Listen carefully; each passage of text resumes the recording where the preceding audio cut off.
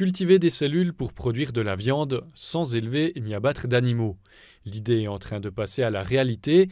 Une start-up alimentaire israélienne a déposé une demande d'autorisation aux autorités fédérales pour commercialiser de la viande cultivée en laboratoire et la Migros annonce être partenaire.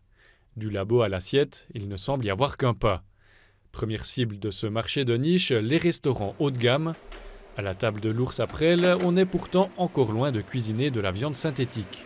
Ça m'inspire pas encore vraiment confiance. C'est vrai que nous, à l'Ours, on aime bien travailler local, avec des petits producteurs, avec nos bouchers, et puis rester dans un rayon proche du restaurant. Le son de cloche est à peu près le même à Bienne pour le chef du restaurant du bourg.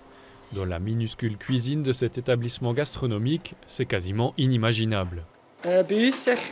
Chez nous, clairement pas. Avant d'avoir besoin de viande synthétique, on sera déjà complètement végétarien.